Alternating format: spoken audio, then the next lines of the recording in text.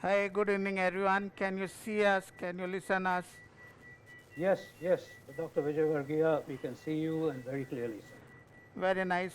Thanks, TCT India, South Asia, for the invitation. It's a pleasure and honor for the Department of Cardiology, PGI, to present a live case to the meeting. And good evening to each and everyone, chairperson, and the delegates. So, let me introduce my team. Uh, I am Dr. Rajesh, Professor, Department of Cardiology. With me, Dr. Basanti is there. He's Associate Professor in the department. Dr. Ganesh is a Senior Research Fellow, and Dr. Atit is the Research Fellow from the department. I do have Puneet with me, who is looking after IVAS and the FFR.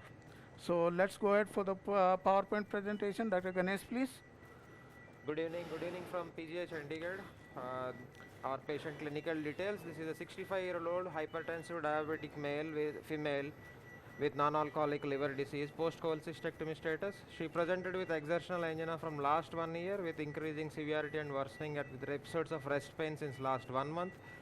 Clinical examination was unremarkable. Next, please.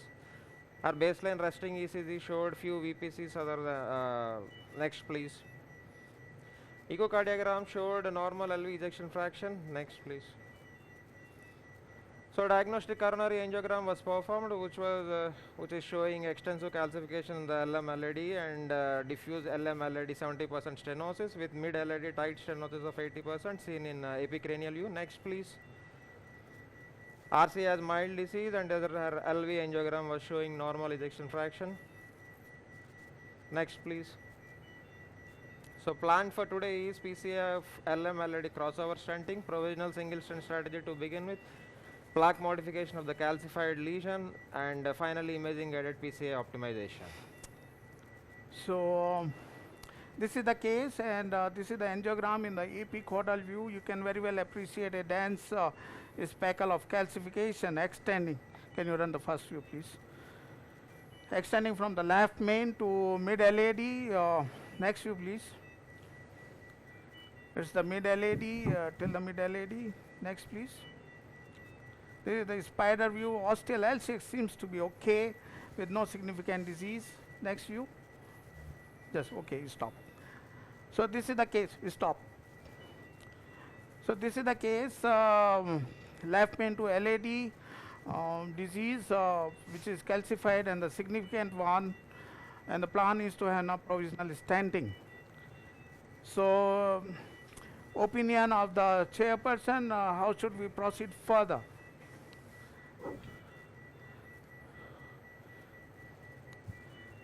We can't hear you. I would pass it on to the panelists, and I think it's Dr. Mahesh, as I think, who's there.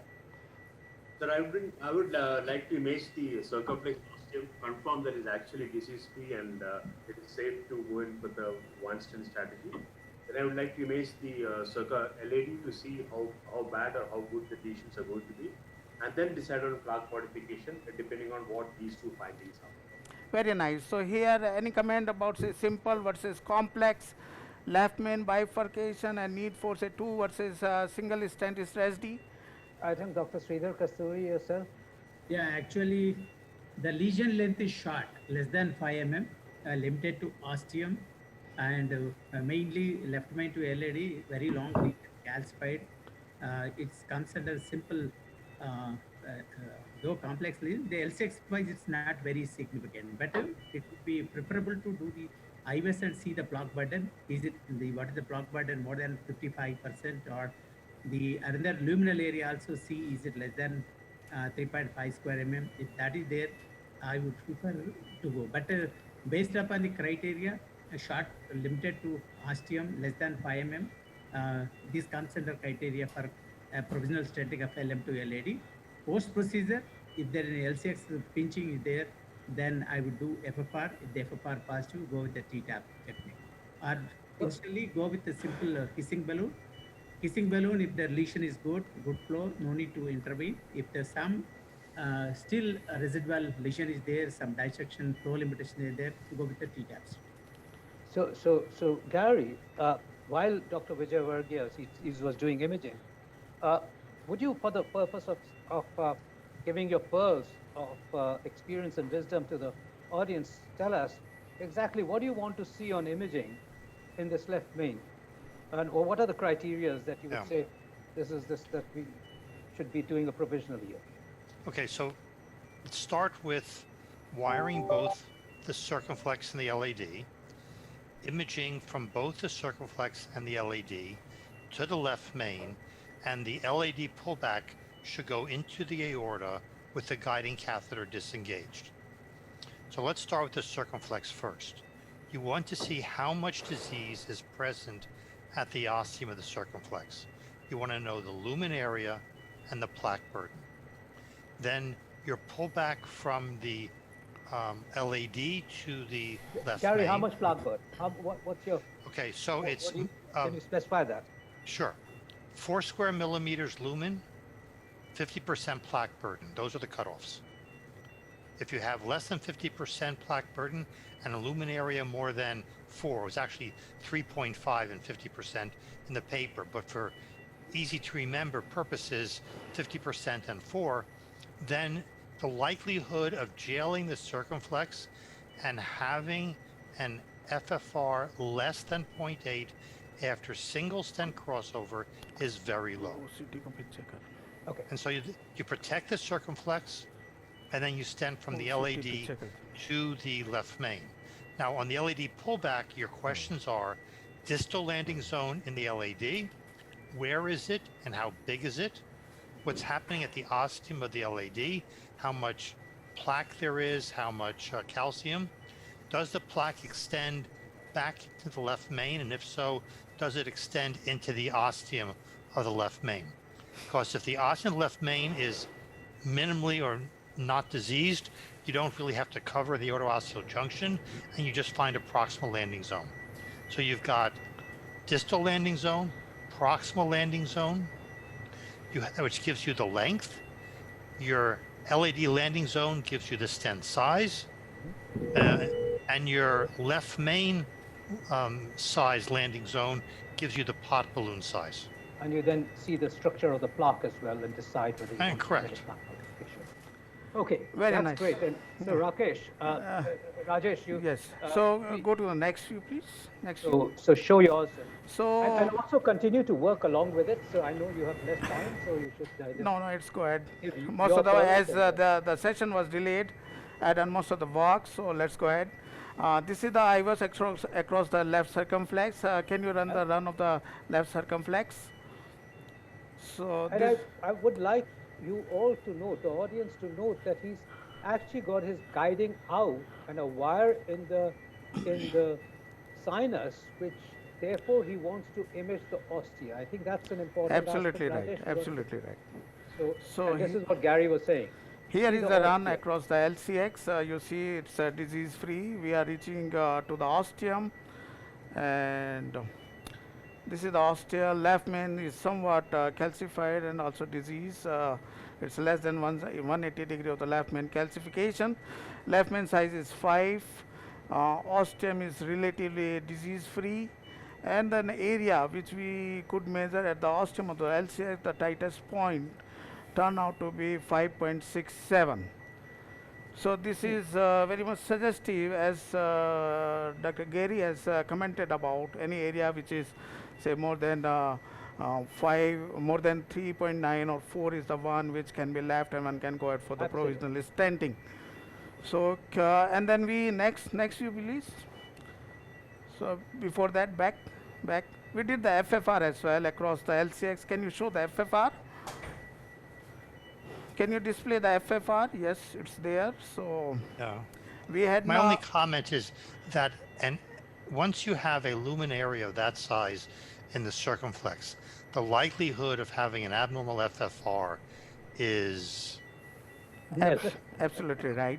So what we did, we first did the FFR followed by IVUS, Alright. just to have an idea about.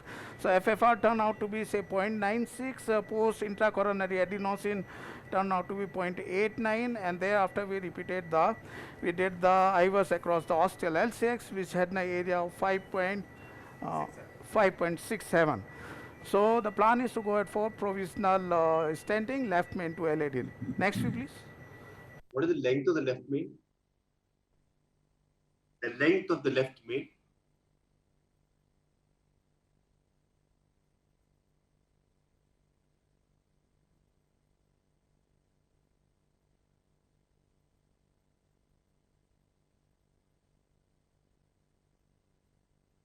You have a pot problem.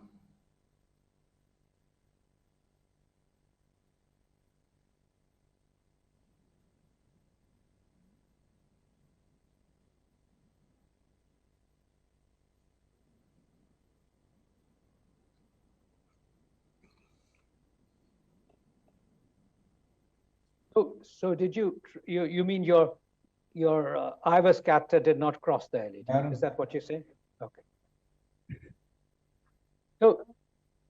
So you've done a rotational atherectomy. Is that what you're saying?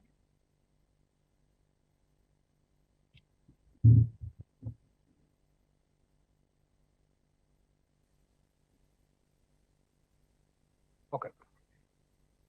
So while you're going to run the IVUS, there's just one comment I'd like to make, and that again getting Gary into it. Gary, we discussed the measurements of the circumflex when we say that this is adequate and we don't need to involve the ostia of the circumflex into a stent as 4 square millimeters. I actually have a philosophy around this and say, we said that it has to be, if we implant a stent, then the ostia of the circumflex has to be 5, ostia of the LAD has to be 6, polygon of confluence has to be more than 7, and left main has got to be more than 8, at least for the Asia Pacific region, and you can add on, but it's got to be that as minimum, anything above. And if we don't implant a stent, therefore de novo ostias need to be 1 square millimeters less, which means 4 for the circumflex, 5 for the LAD, to say we now don't need to implant a stent. Is that correct? So I think you have to differentiate between deciding whether to treat and deciding how to treat. So if you're deciding whether or not to treat, then you really should rely on FFR or physiology, period. At least, except for the left main, in which I think imaging is probably as good or better. But I don't particularly care what the lumen area is in the LAD and the circumflex. If physiology is above the ischemic threshold, leave it alone. It's a little different if you are saying, well, I have a lesion that I have to stent. Do I use 1 or 2 stents? Can I stent from the left main into the circumflex and leave the LAD alone? Can I stent from the left main to the LAD and leave the circumflex alone? Those are different situations because whether or not you want to admit it, you are affecting the non-stented vessel. So can you run the IVUS again from the beginning? So after having a rota and also the balloon dilatation with 3 millimeter NC, we had the IVUS done across the LAD. Can you? Okay. So this is the IVUS. Calcification is 270 degree. Length, of course, is big enough, more than 5 millimeter. A indication to go ahead for the ablation therapy. And at particular point in the proximal part of the LAD, the area is too less. It's how much? 1.9. It's a 1.9. So this possibly is the point where the area of the LAD, despite having the rota and also the 3 millimeter NC balloon dilatation, the area turned out to be 1.9 millimeter square. Next. Next view. Okay. So now question arises after rota and also with the NC balloon, we had a calcified lesion, 270 degree arc, length of course is there, rota ablated the thing to great extent. What next? Is it IVUL or cutting balloon? Rajesh, I think we are running slightly behind. Can you show us what Okay, all you fine, have done till now? fine. So let's go ahead. There was a need to further dilate the LAD, whether it's a cutting balloon or IVL therapy. So I choose to go ahead for say 3.5 millimeter cutting balloon across. It's a 3 millimeter Wolverine cutting balloon from the Boston, with which I had dilated the LAD and also the left main. Next view, please. So this is what I had in a dissection at the ostium of the LAD, which is extending to the left main as well. L6 is okay. Next view, please. Next view, please. So this is 3 into 33 giants across the mid LAD. Next view, please.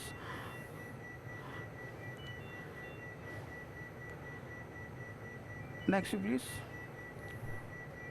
Next view, please. As the proximal LAD was 3.5, left main is 5. I put a drug-eluting stent 3.5 across the left main to LAD. Regarding the choice of stent, which can be very well discussed, here I did put a synergy stent 3.524 from left main to LAD. Next view, please.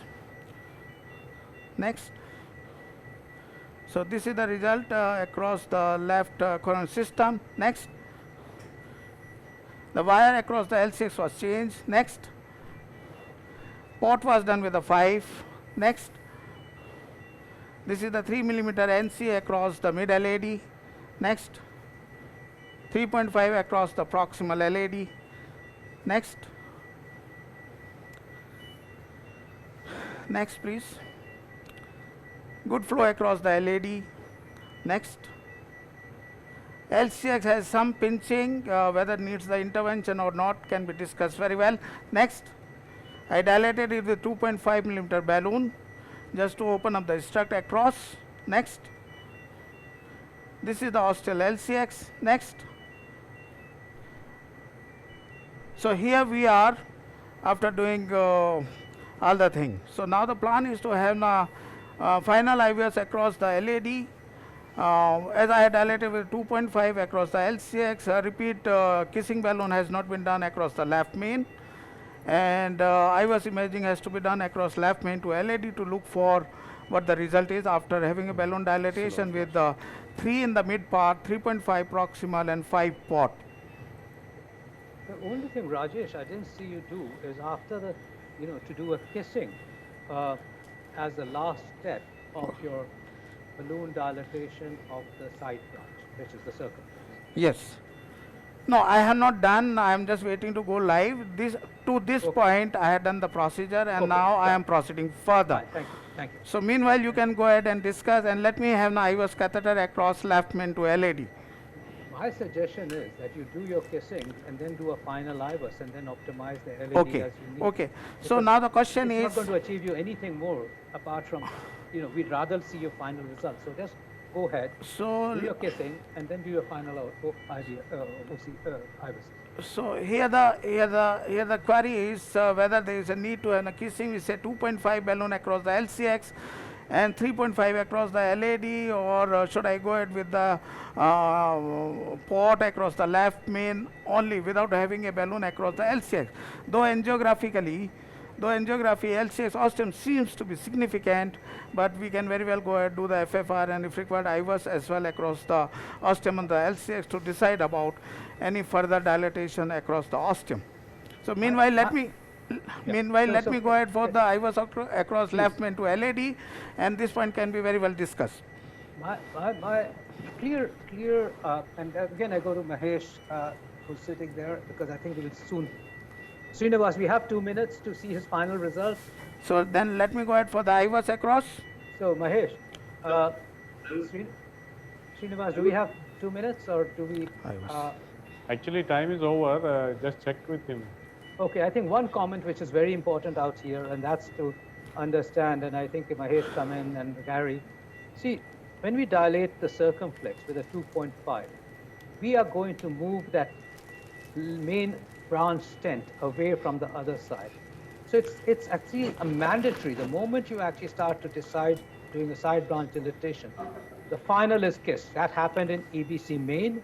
That has happened in every other point. So for a two-stent strategy, it is a final endpoint. For a single stent strategy where you dilate a side branch, it becomes a final endpoint that the main branch has to be dilated, either a kissing or side pot.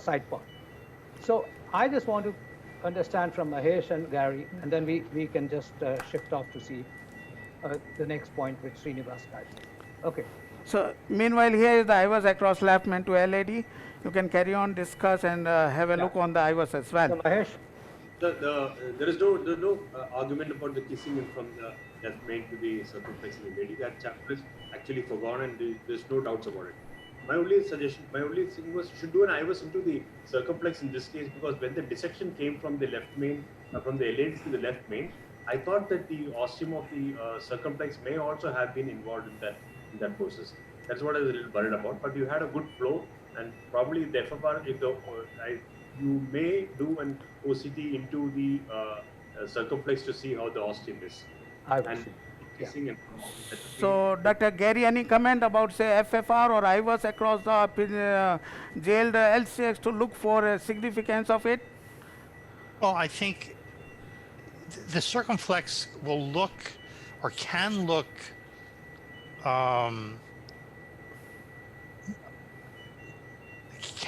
like it's gotten a lot worse. But if you do FFR across it, it's never abnormal. Okay. And the reason is because you really don't get plaque shift. You get deformation of the carina, and it's extraordinarily short. And the circumflex is the artery that least commonly has an abnormal FFR anyway. If you're worried that you had an ostial LAD dissection and that it turned down the circumflex, there's nothing wrong with gently putting an IVUS or OCT catheter into the circumflex, but you have to be cautious because they don't always behave well going through the stent struts. Very nice. So here is the run from left main to the LAD, and then we are out. Let me remove the catheter. Meanwhile, you can very well discuss the finding of the, can you run the IVUS run? And then just let me know about what next to be done for the LAD. And meanwhile, let me try to push my IVUS catheter across the LCX as well. yeah, I think we would soon have to move, Rajesh. But Okay. you could tell us that. I would just suggest that we would actually have a kissing. You have to optimize the LAD. It is invariable that the struts would move away from the LAD opposite wall to where you dilated into the circumflex. Fine. Circumflex FFR would be negative, however pinched it may look. And you've yourself actually shown a tremendous case around this, even in the past. And I think that you would end up with making sure So your left let me have a run across the LCX in case I am able to push the catheter across, and then I think, sir, Seth, sir, your final comments, and we'll I think- break I here. think- because so I here have we are strategy IVUS. we should just have Navisundi's final So picture. this is the But, IVUS across the LCX. You can just tell us. You do just tell us what the Okay, IVUS shows. okay. So IVUS Yeah, is we- fine across the proximal LCX. Okay. Let's go What ahead for sort the of way it is? ostium. Ostium, it's there is no dissection across the ostial LCX. And left main, as we have already seen for the left main to LAD, I can very well have a dilatation with the pot 5. So my and let me final review it. comments on this are that I think it is good to see a layered provisional strategy. And I think this has been a very nice illustration of a layered provisional strategy with good imaging to optimize the situation.